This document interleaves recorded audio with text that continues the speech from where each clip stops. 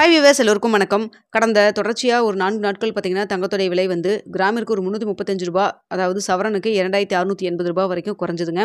அது நேற்று மதியத்திலிருந்து இன்றைக்குள்ள அந்த விலை குறைப்பு மீண்டும் வந்து உயர்ந்து அதே 8560 அப்படிங்கிற புதிய உச்சத்தை வந்து இப்போ அடைஞ்சிருக்கு. இப்படிப்பட்ட சூழ்நிலையில வரக்கூடிய நாட்கள்ல தங்கத்தோடைய விலை குறையுமா? இதற்கு என்னென்ன காரணம்?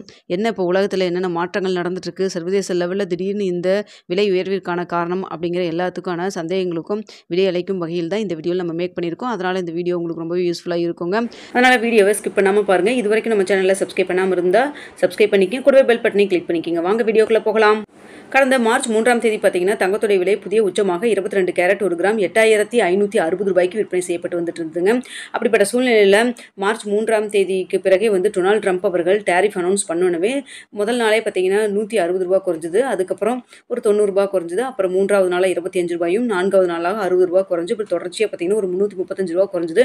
மக்கள் வந்து உடனே சரி ஓகே நம்மளுக்கு வந்து ஒரு ரூ. 8000 கீழேயாவது குறையும், நம்ம வந்து வெயிட் பண்ணி வாங்கலாம் அப்படின்னு சொல்லி நினைச்சிருந்த டைம்ல ஒரு கேப்பே கொடுக்காம டக்குன்னு நேற்று காலையில் பார்த்தீங்கன்னா ஒரு ரூ. 65 கிட்ட அதிகமாச்சு. அதுக்கப்புறம் மதியமே ரூ. 120 அதிகமாச்சு. நேற்று ஒரே நாளில் ரூ. 185 அதிகரித்தது மட்டும் இல்லாமல் இன்று காலையிலையும் பார்த்தீங்கன்னா ரூ. 150 வந்து கிராமிற்கு அதிகரித்து அந்த புதிய உச்சம் அந்த 3ஆம் தேதி ஏப்ரல் 3ஆம் தேதி என்ன விலையில் இருந்ததோ அதே விலை வந்து இப்போ வந்து அடைஞ்சிருக்கு. ஸோ 8560 சொல்லிட்டு இந்த ரேட்லேருந்து உங்களுக்கு ஒரு ரூ. 10 அதிகமாச்சுன்னா கூட அது ஒரு புதிய உச்சமாக தான் பார்க்கப்படுங்க. அது மட்டும் இல்லாமல் பார்த்தீங்கன்னா வெள்ளியும் ரூ. 114 டக்குன்னு குறைஞ்சு ரூ. 102 வரைக்கும் வந்தது. இப்போ மீண்டும் பார்த்தீங்கன்னா ரூ. 107 விற்பனை செய்யப்பட்டு வந்துட்டு இருக்குங்க. ஸோ சர்வதேச லெவலில் ஏதாவது ஒரு அனௌன்ஸ்மெண்ட் கொடுத்தாங்கன்னாவே இங்கே தங்கத்தில் தான் வந்து டக்குன்னு ஒரு இம்பேக்ட் ஆகுது. ஸோ இப்படிப்பட்ட சூழ்நிலையில் நேற்று பார்த்தீங்கன்னா பெரிய அளவுக்கு வந்து நம்மளுக்கு வந்து தங்கத்தில் சர்வதேச லெவலில் வந்து இன்க்ரீஸ் ஆகலைன்னா கூட இங்கே இந்தியாவில் ரூபாயின் மதிப்பு வந்து வீழ்ச்சியை நோக்கி போச்சு. அதாவது ரூ. 86.60 அப்படி போச்சு. அதனால் பார்த்தீங்கன்னா நேற்று ஒரு காலையிலேயே ஒரு ரூ. 65 வந்து இன்க்ரீஸ் ஆச்சு. அதன் பிறகு மதியத்துக்குள்ளே பார்த்தீங்கன்னா சர்வதேச லெவல்லே டக்குனு வந்து டாலர் மதிப்பெல்லாம் வந்து இன்க்ரீஸ் ஆன உடனே இங்கே வந்து உடனே வந்து தங்கத்துடைய விலை வந்து அதிகமாச்சுங்க.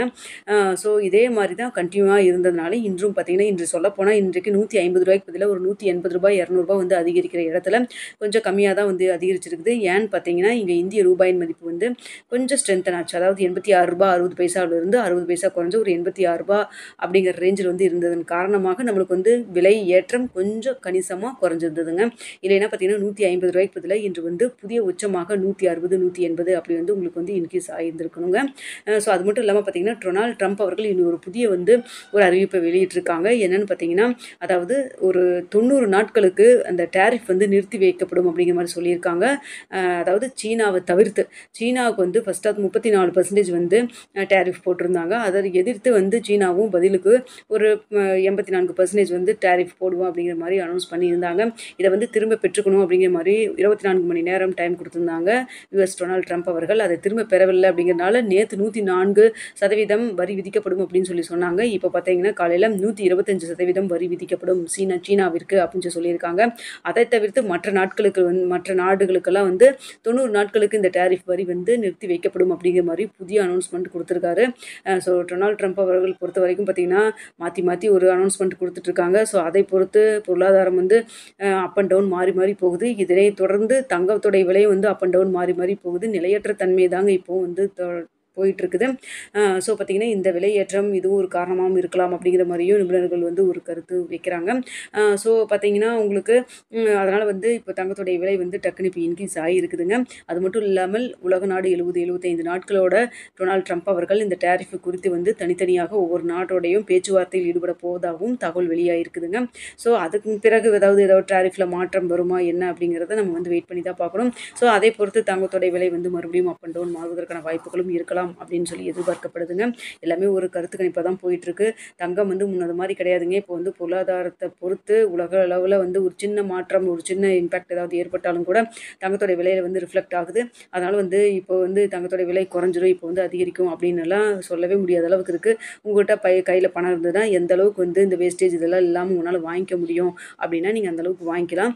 குறைஞ்சதுன்னா இது ஒரு டைமாக நீங்கள் எடுத்துக்கணும். அச்சோ நம்ம வாங்கிட்டோமே அதிகமான விலையில இப்போ குறைஞ்சிச்சேன்னு சொல்லி ஃபீல் பண்ணிட்டு இருந்தீங்கன்னா டக்குன்னு அந்த கொடுத்த 2 நாள் 3 நாள் டைம் போயிட்டு மறுபடியும் வந்து தங்கம் வந்து இன்க்ரீஸ் ஆயிடுது.